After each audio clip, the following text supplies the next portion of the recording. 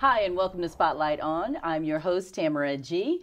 And today we have an author, Fighting More Than Fires, Race and Politics in Miami-Dade County. The author is Charles U. Phillips. He is a PhD and the former fire chief director of the Miami-Dade County Fire Rescue Department. So welcome to the show, Charles.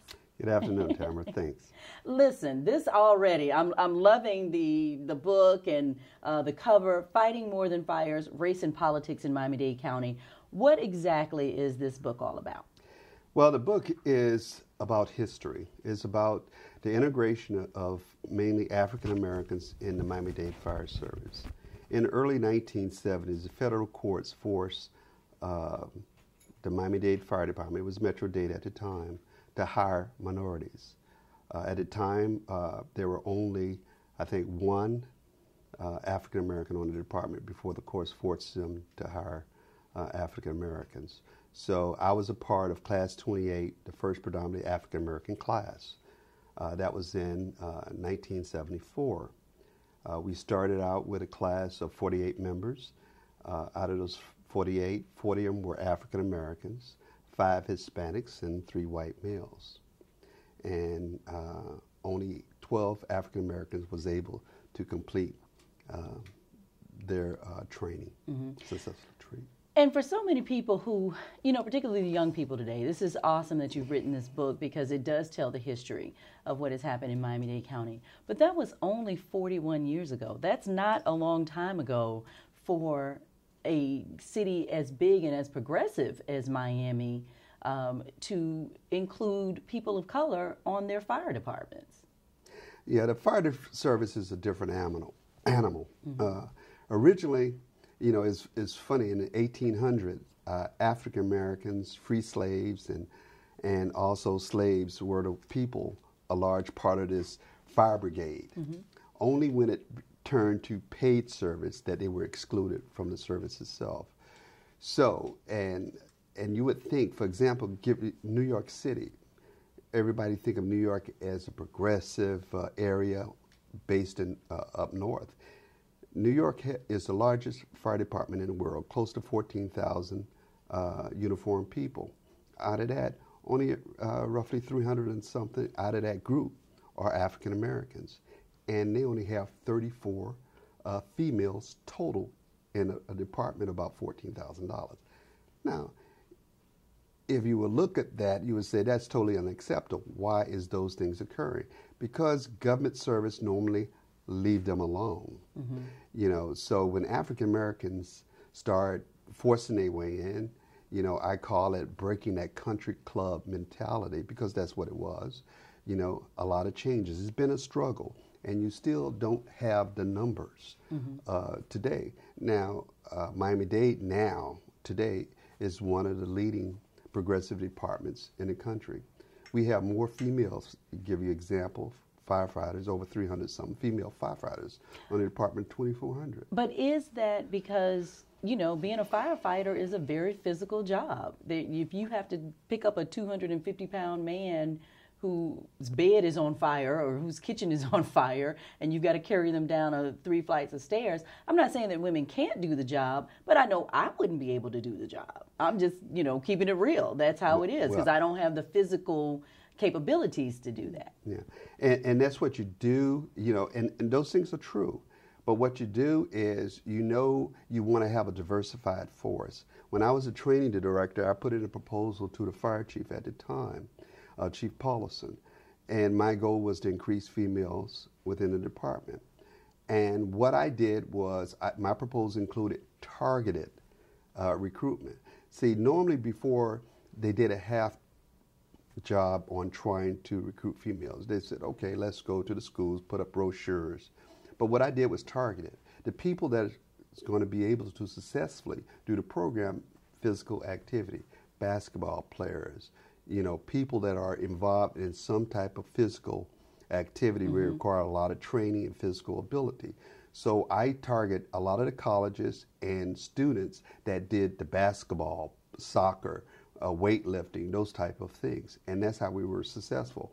Also, we implemented in a program where we did we test them for the ability to do the job. See, some departments, what they did was they said, okay, these are our physical ability tests.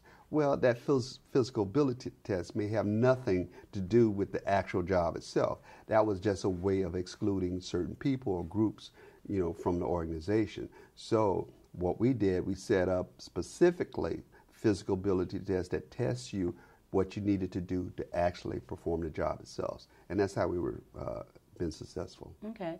And because this is, tell us about the day in the life of a firefighter.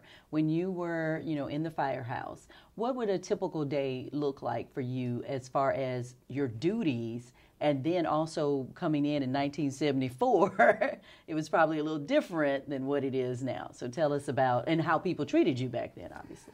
Well, 1974 was a different animal. And a friend of mine, I call him my anointed big brother, Tommy Williams, he was part of the first groups that started.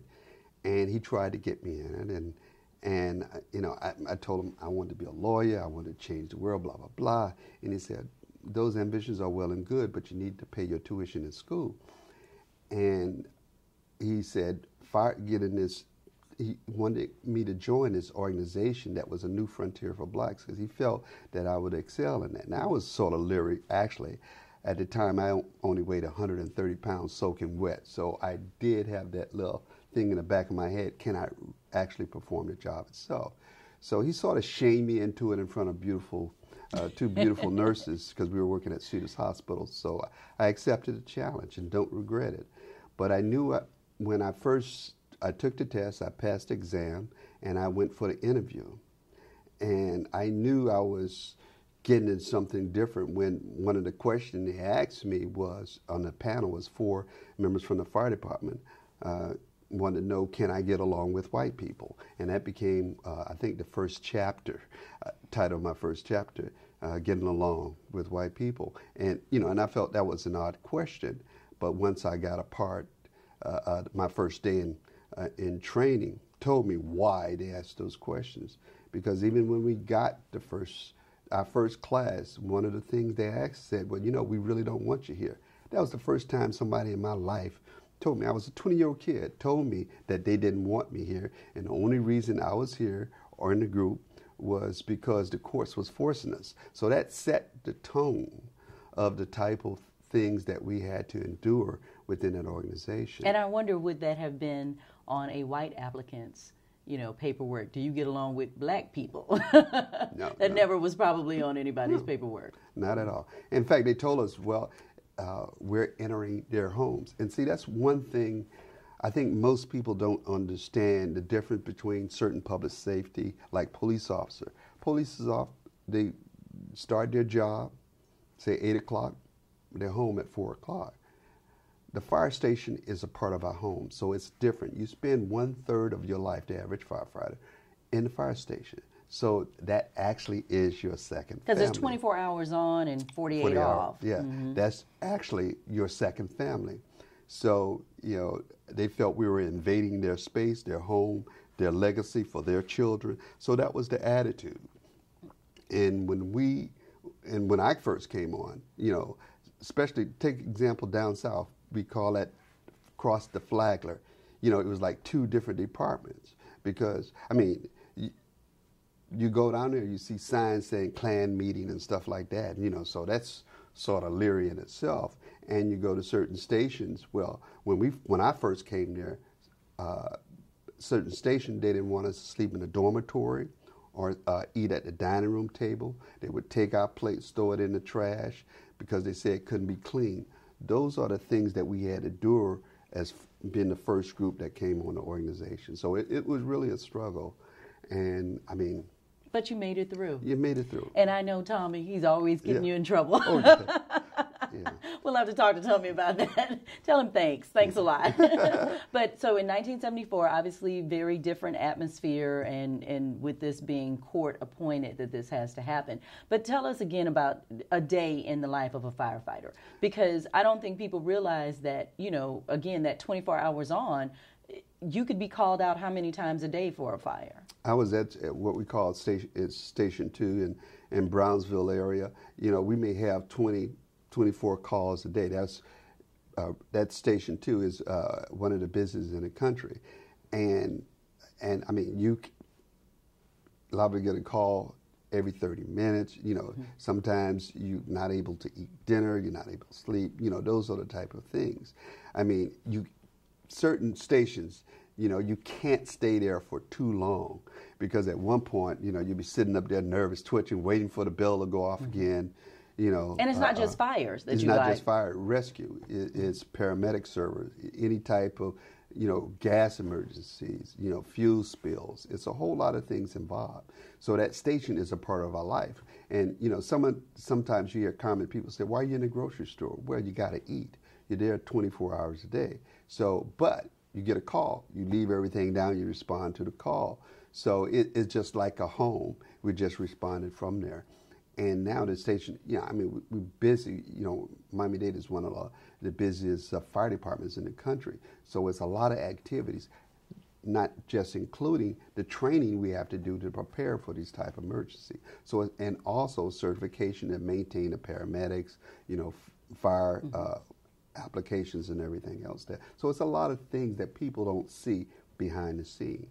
If you're just tuning in, we are talking on Spotlight On today with Charles U. Phillips, Ph.D. He is the author of the book Fighting More Than Fires, Race and Politics in Miami-Dade County. He also is the former fire chief and director of the Miami-Dade County Fire Rescue Department, which obviously meant you were very high up there, Charles, when you retired. I was number one. Number one. And so how did that happen? Well, hard work and perseverance.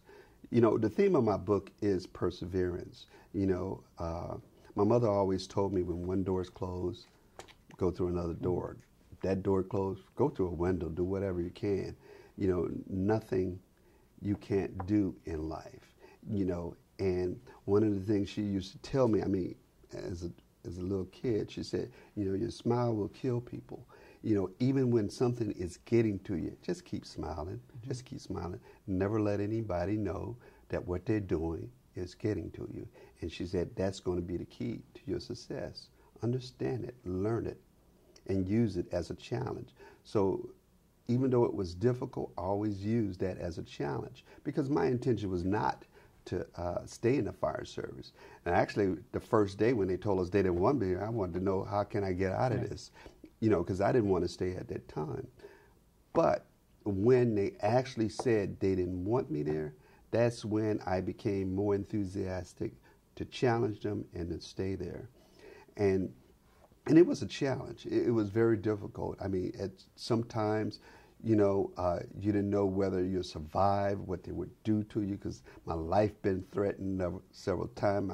As you're coming to somebody's house to help them put out a fire? Or No, I'm talking about for firefighters. Oh, from inside. Oh, my gosh. Okay. Stuff. Okay. I was, I mean, because they didn't want us there and the things that we had to endure as far as in the beginning, but it became my life work, and I could never imagine doing anything else, other than that. That became my life work, my most fulfillment in life regarding public service, but it was a challenge, and it was a challenge as I progressed throughout the ranks, and I used it when they said they didn't want you there or you couldn't become this. I used it as a challenge, and so I persevered, and that was the key. I used that and said, and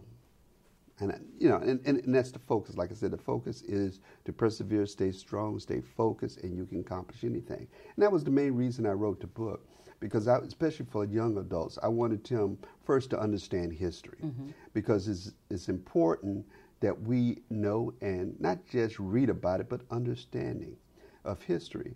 Not to dwell on the past, but to understand it so you can be able to move forward.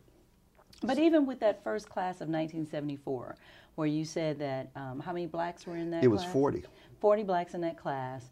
That obviously paved the way for the force that you have now, which is mainly Hispanic in Miami-Dade. Yes. There's not as many blacks on the force. So, people have to know the history, because Hispanics, number one, weren't even thought about either. No. And it was black people that paving opened the door. Way for them. Yeah. Our struggle, and that's why we always pay homage, to people that that laid the groundwork, because I didn't do this on my own. It was people that filed a lawsuit against Miami-Dade that got me in there along with others, and and we sometimes forget that, and that's why we got to understand that we're truly a people standing on the shoulders of others. And even when we get there, who are the people that helped us survive? Because I went to several. I was co-founder of the Progressive Firefighters, who we started that organization to bring awareness to the community of the fire department services, and also to fight for fight against discrimination and harassment and everything else. And I remember going to some of our black politicians, administrators. Very few would take up the battle against the fire union or the fire department, because they normally left them alone. And I mean, I went to one top management, I won't call his name, but and told them what they were doing to black people. And I said, this is what they're doing. He said, man, I don't have no power. And I said, well, you're up there. And he said, well, you just got to learn to get along with white people. Which is the topic of the first subject. But it wasn't so much just getting along, is, why we had to take that type of abuse and harassment. Right. Even I know, because we were the first coming there, we were going to take that. But I don't agree with that, Charles. And the only reason why I say is because that had to be hard for you all, not knowing who you could trust. And go to. Yeah, and who you could go to. But also, if you are in a fire, will they hand you the water hose? Will they put the ladder up so that you can come down? That had to be very psychological issues going on there as well. In the back of your mind, and especially from the fire college, because when we were in fire college, we witnessed some of the things. We witnessed, we had a Haitian recruit, Guthrie, firefighter recruit Guthrie, that they didn't like the way he talked. They said they couldn't understand him because he was Jamaican, had that accent. And they were intent on getting rid of him. And we had live fire drills where we set houses on fire, you go in there. They sent him there with his alarm bell ringing. When the alarm bell rings, that means you have less than 5 minutes of air. And they wouldn't allow him to change his air tank. And we know what they were trying to do, but we didn't think they would go that far. So when he went in there with 2 lieutenants, normally it's 2 recruits and an officer, but this time it was 2 of the lieutenants went in there with him, with his bell ringing. Their bell wasn't ringing, but his bell ringing. They took him in and seated the fire that's inside the house. You see the flame, and he's in there. We're backing him up with emergency hoses and everything else. They had him in there. Then you kneel down on the ground, putting out a fire. His bell ringing. Then you can see him saying, I'm out of air, I'm out of air. And they were physically forcing him down. The entire class was watching. We knew that, but we didn't think they would go that far. And he wound up standing up, and the flames roared and burned his ears, and because he had to get out there, and knocked over the lieutenants. They hit, and we had to call an ambulance to take him to the hospital for his burn. They fired him, saying he was afraid of fire.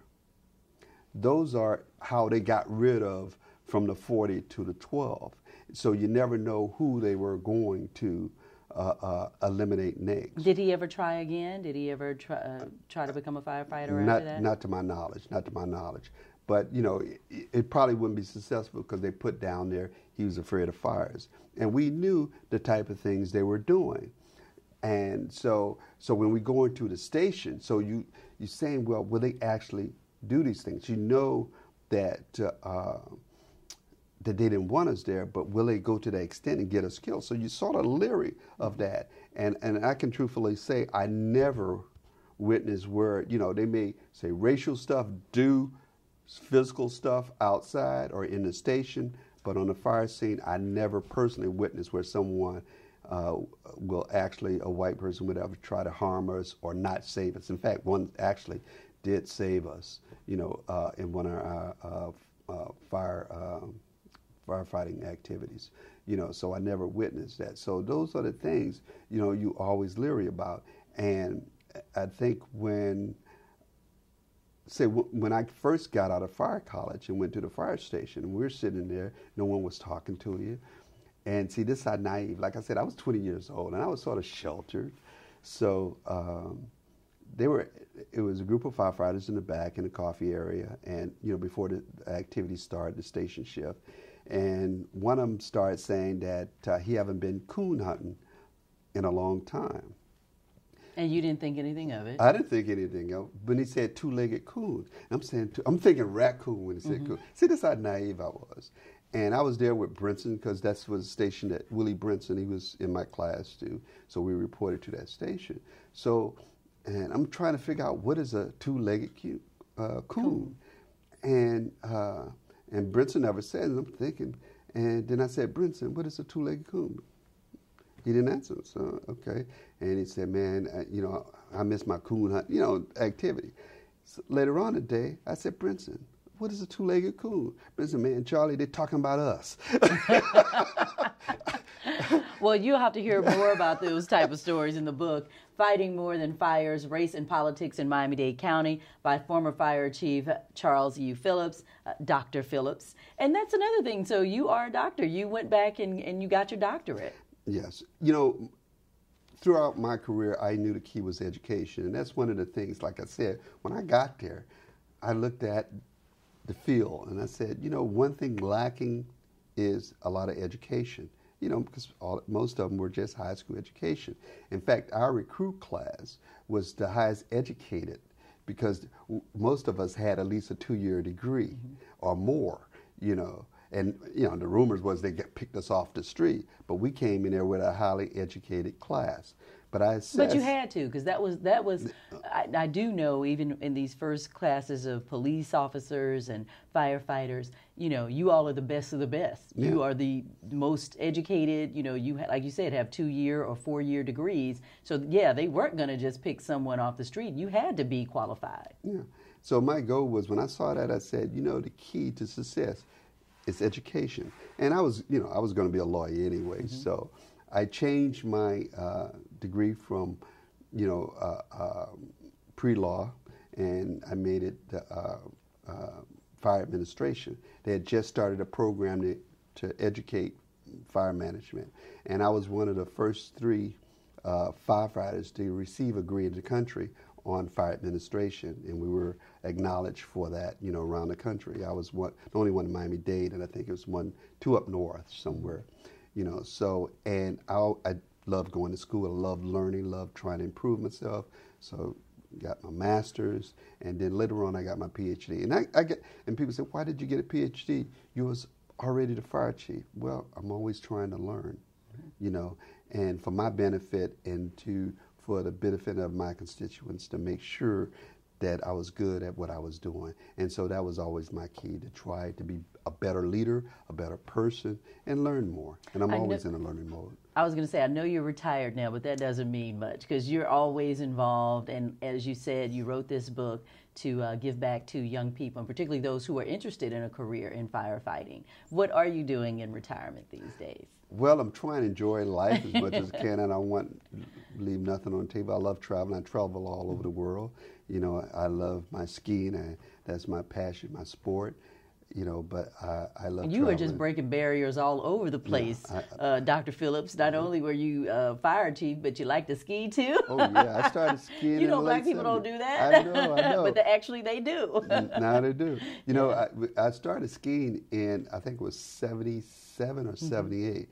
I used to go in the mountain and don't see a black person for a whole week. Now it's changed. We're encouraged. We got people that are going for the Olympics and everything else. So, it's a whole avenue out there and world for us to understand. It just have to be open for us. And we have to be aggressive on learning these things. We have, as parents, we have to encourage our kids that everything is open. You can be anything you want to be. And I never accepted that I couldn't do anything. And I'm always trying to better myself. Even in retirement, I'm trying to learn. I can learn from anyone. And I enjoy learning. I enjoy learning about different cultures. That's why I travel all over the world. And I try to give back by community service, 5,000 role models. I do a lot of activities with the different school system. My fraternity, Kappa Alpha Psi, so Kappa's in the house, all right. So, we tried to give back because others did a whole lot for me. And one thing a person that I wanted to acknowledge was Milton Vickers. He was the affirmative action director for Miami-Dade County. And I mean, when they were giving us pure hell and we were going through everybody else, he was the only one to step forward and saying, hey, this is how you need to succeed. And he started putting people around us, like the Miami-Dade Police Department, the Black Officers Association, because they already was established. So he sort of had them mentor us as well, like Lonnie Lawrence and the different people, because we're all the young people. And and that was very helpful. And he took a lot of flack, for doing what is right. Doing too much, and so you have to acknowledge people, and that's why when one of my happiest moments when they pinned that badge on me as I was the first African American deputy director, and then when I became fire chief, because I knew I could not but think back on the civil rights struggle. How the civil rights marchers, they were marching and they were beating them down. They was using dogs to attack them. Fire hoses was there. So it's ironic that those same hoses that was turned against us, now you have an African American leading that organization. That's amazing. So. And 41 years later now, has it gotten better, race and politics in Miami-Dade? The politics, no. Race, I think it has, but not to the degree that it should be, because it's underlining stuff you don't see now. No one some stations, they probably still do that stuff, but overall, no. I think people, and see, that's the thing, when people get to know each other, one of the things, and it was funny, in the station, they asked, what do you eat? I eat the same thing you eat. I like steak too, So, but it wasn't a joke. They were serious. See, they thought. But that goes because they didn't know. Or they haven't talked to enough black people to know that, yes, we eat the same thing. And I think once we get to know each other, we start working with each other, we introduce ourselves to each other. You start trusting each other. You start trusting each other. The climate change. And the same thing changed with the Miami-Dade. Now the politics is a different thing. Certain things, and that's why the book is about politics, because everything is not about race. My key to success was not only about race, but it was about politics.